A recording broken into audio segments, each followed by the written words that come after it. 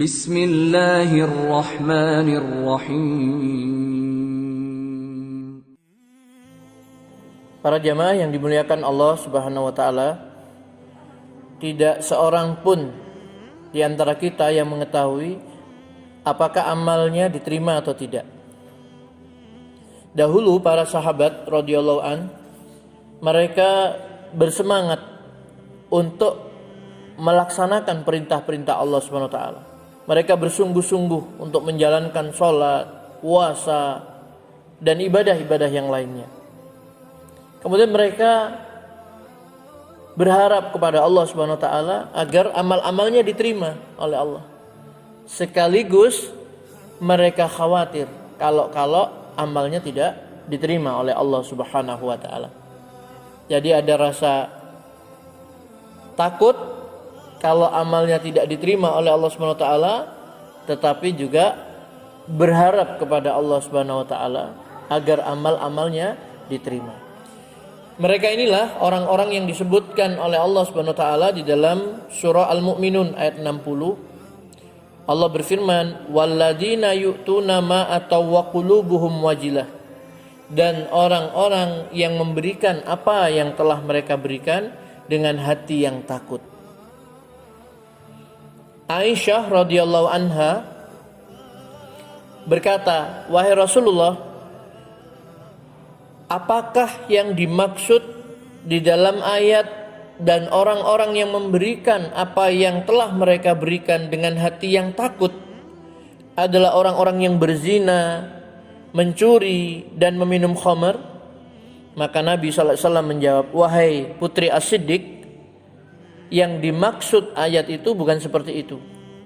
Bahkan yang dimaksud ayat itu adalah orang yang berpuasa, bersedekah, dan yang mendirikan sholat, akan tetapi khawatir amalnya tidak diterima." Hadis riwayat At-Tirmizi. Jadi para jamaah yang dimuliakan Allah Subhanahu wa taala, mereka yang disebutkan di dalam ayat tadi, orang-orang yang memberikan apa yang telah mereka berikan dengan hati yang takut, mereka itu bukanlah orang-orang yang ahli maksiat, tetapi mereka itu adalah orang yang ahli taat. Mereka yang sholat, mereka yang berpuasa dan bersedekah, tetapi mereka takut kalau amalnya tidak diterima. Para jamaah yang dimuliakan Allah Subhanahu wa taala, ini menunjukkan bahwasanya tidak ada seorang pun yang mengetahui apakah amalnya diterima atau tidak oleh Allah Subhanahu wa taala. Bahkan ada salah seorang ulama menyatakan, seandainya aku mengetahui bahwa Allah menerima dariku satu amalan kebaikan sebesar biji sawi saja, maka itu lebih aku sukai daripada dunia dan seisinya. Karena Allah berfirman, "Innama yataqabbalullahu minal muttaqin." Sesungguhnya Allah hanya menerima amal dari orang-orang yang bertakwa. Surah Al-Maidah ayat 27. Jadi Allah hanya menerima amal dari orang-orang yang bertakwa. Para jamaah yang dimuliakan Allah Subhanahu wa taala, berarti kalau amalnya diterima oleh Allah SWT, dia termasuk orang yang bertakwa. Pernah pada saat khutbah Idul Fitri, Khalifah bin Abdul Aziz mengatakan, "Wahai manusia, kalian telah berpuasa selama 30 hari. Kalian juga telah sholat tarawih setiap malamnya. Kalian keluar dan memohon kepada Allah agar amal kalian diterima. Namun sebagian salaf, maksudnya sebagian dari sahabat atau tabi'in, malah bersedih ketika hari raya Idul Fitri. Ketika dikatakan kepada mereka, sesungguhnya hari ini adalah hari yang penuh kebahagiaan, mereka mengatakan, kalian benar, akan tetapi aku adalah seorang hamba. Aku diperintah oleh Rabbku untuk beramal, tetapi aku tidak tahu apakah amalan itu diterima atau tidak. Para jamaah yang dimuliakan Allah Subhanahu wa taala, apa yang disampaikan oleh Khalifah Umar bin Abdul Aziz ini menunjukkan bahwasanya mereka sangat takut, khawatir kalau amalnya tidak diterima oleh Allah Subhanahu wa taala. Oleh karena itu para jamaah yang dimuliakan Allah Subhanahu wa taala, meskipun kita sudah melaksanakan puasa selama bulan Ramadan, malam kita sholat tarawih, setiap malam kita baca Al-Quran, kita infak sedekah dan amal-amal ibadah yang lainnya, hendaklah kita berharap kepada Allah agar amal kita diterima oleh Allah SWT.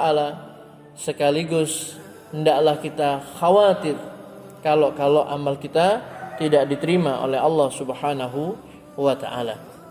Oleh karena itu, di dalam Al-Quran Allah SWT mengajarkan agar kita berdoa kepada Allah, Rabbana taqabbal minna innaka antas sami'ul alim. Wahai Rabb kami, terimalah amal-amal kami, sesungguhnya Engkau maha mendengar lagi maha mengetahui. Doa ini dipanjatkan oleh Nabi Ibrahim alaihissalam dan putranya Nabi Ismail alaihissalam.